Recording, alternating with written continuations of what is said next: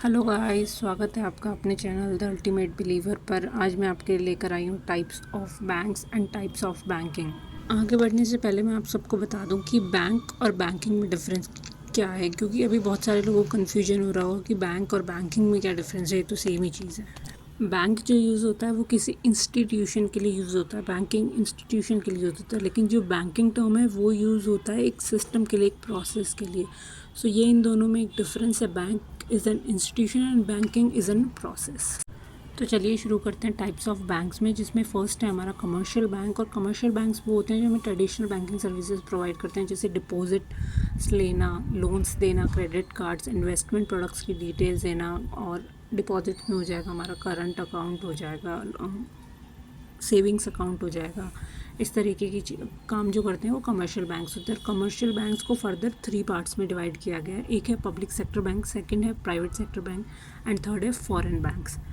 Public sector banks कौन से होते हैं? पब्लिक सेक्टर बैंक्स वो बैंक्स होते हैं जो गवर्नमेंट के द्वारा ही ओन होते हैं और गवर्नमेंट ही जिन्हें चलाती है।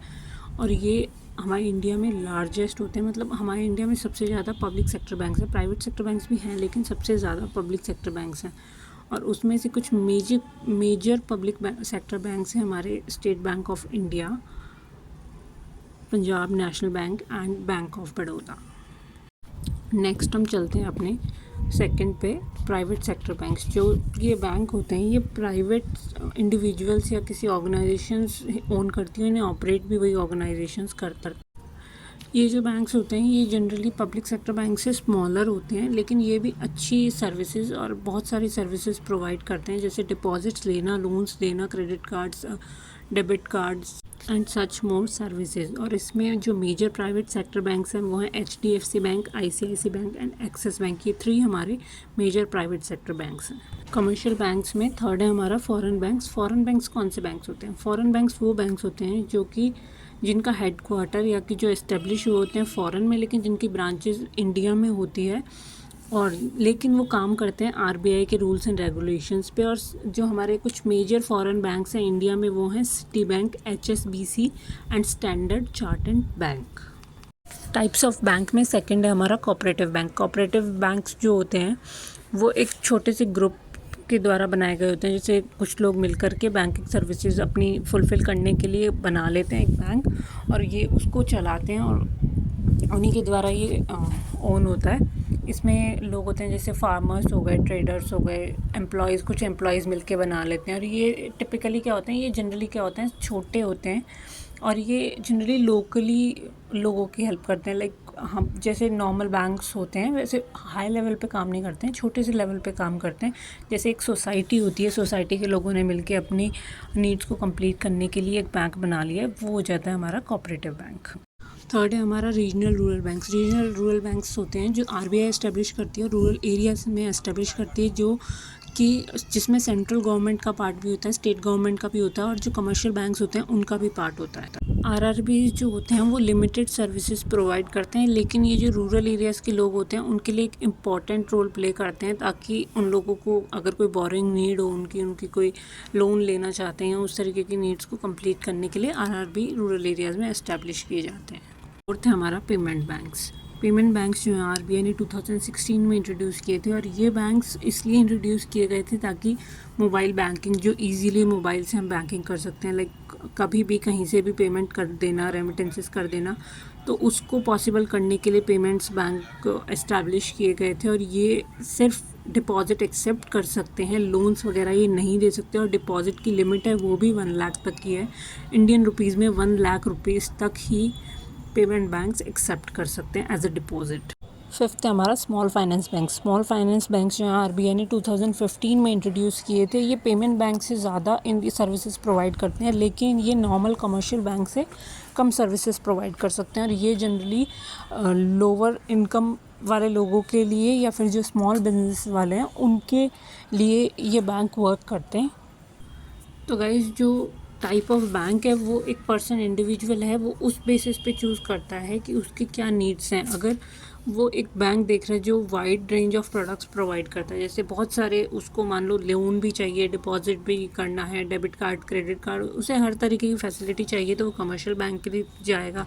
अगर उसे सिर्फ अपनी छोटी मोटी नीड्स करानी है, जैसे कोऑपरेटिव बैंक से या फिर आरआरबी जो सर्विसेज प्रोवाइड करती हैं उन पे जाना है, तो वो कोऑपरेटिव बैंक के लिए जाएगा। लेकिन उसे अगर अपनी डिजिटल बैंकिंग की तरफ जाना है तो वो पेमेंट्स बैंक या फिर स्मॉल फाइनेंस बैंक की तरफ जाएगा।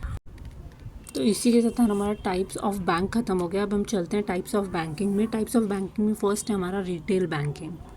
रिटेल बैंकिंग जो है वो एक मोस्ट कॉमन टाइप है हमारा बैंकिंग का, जिसमें हमें wide range of services provide करता है, जैसे savings account, current account, loans, credit cards, debit cards, investment products के बारे में डिटेल्स, और ये जनरली इंडिविजुअल्स और स्मॉल बिजनेस वाले लोगों के लिए सूटेबल होता है। सेकंड है हमारा कमर्शियल बैंकिंग। कमर्शियल बैंकिंग क्या होती है, जिसमें सभी साइज़ेस की या सभी तरीके के बिजनेस के लिए सर्विसेज प्रोवाइड होती हैं, वो हमारी कमर्शियल बैंकिंग होती है, जिसमें लोन्स, डिपॉजिट, कैश मैनेजमेंट और ट्रेड फाइनेंस होता है। Investment banking. इन्वेस्टमेंट बैंकिंग में क्या होता है, जो कंपनीज़ को कैपिटल रेज करने में हेल्प करता है या स्टॉक्स और बॉन्ड्स को इशू करने में हेल्प करता है, वो इन्वेस्टमेंट बैंकिंग होती है। फोर्थ है हमारा क्रेडिट यूनियंस। क्रेडिट यूनियंस क्या होते हैं, नॉन प्रॉफिट ऑर्गेनाइजेशंस होते हैं, फाइनेंशियल इंस्टीट्यूशंस होते हैं, जो कुछ लोगों के द्वारा बनाया जाता है और ओन भी उन्हीं के द्वारा होता है, और ये रिटेल बैंक जैसी सर्विसेज प्रोवाइड करते हैं लेकिन लोअर रेट्स पर।